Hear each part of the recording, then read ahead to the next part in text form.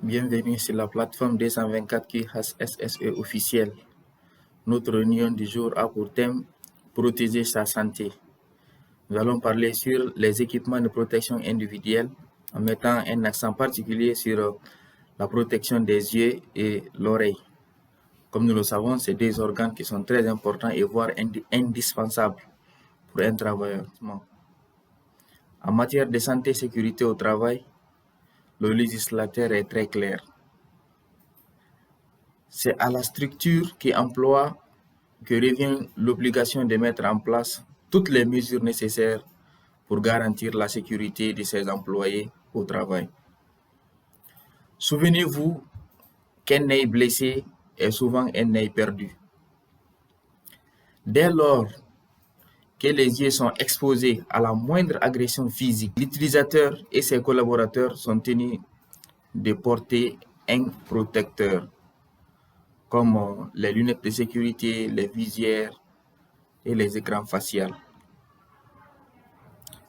Les moments les plus sensibles ou les modalités d'exposition sont lors de l'utilisation d'un marteau-piqueur, d'une disqueuse, d'une dameuse, une centrifugeuse ou un compresseur, sans oublier les engins utilisés dans les zones minières et industrielles. Donc, en utilisant ces différentes machines et outils, nous sommes exposés ici au risque de projection des outils, les blocs, les copeaux et tous ces éléments, une fois en contact physique avec l'œil, est capable de la blesser et souvent, ça peut nous conduire à la perdre. Il faut retenir qu'il n'existe pas la protection universelle, c'est-à-dire nous n'avons pas un habit ou un appareil ou un outil qu'un travailleur peut tenir et que cet outil ou ce matériel soit capable de le protéger contre tous les risques auxquels il est exposé par rapport au métier qu'il exécute dans un chantier ou dans n'importe quel autre domaine. Donc, il n'y a pas de protection universelle. À chaque type de risque correspond une protection.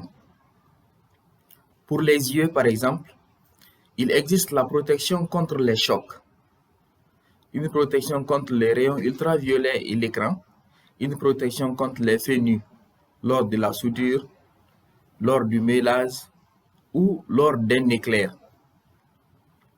Il existe les protections contre les poussières apportées par le vent ou existantes dans les zones de travail.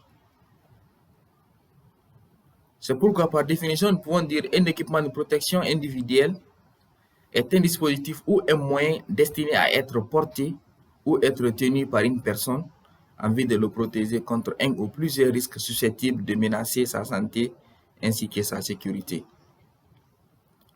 Mais avant d'envisager un équipement de protection individuelle, il faut savoir que les protections collectives doivent être utilisées en priorité, car elles sont plus efficaces et moins contraignantes.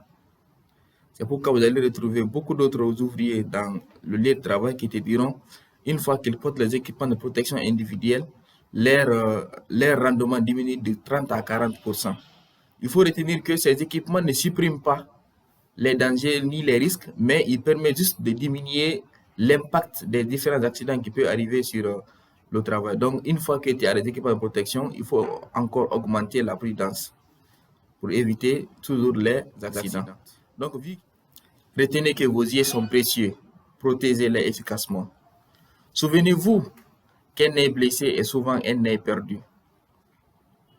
Pour vous protéger de tout risque, il faut porter les lunettes chaque fois qu'il y a un risque de projection de liquides, de produits dangereux, de poussière, d'éclats métalliques ou de matériaux utilisés dans votre secteur d'activité, soit tu es maçon, tu es menuisier ou autres activités que nous connaissons dans les zones minières ou industrielles.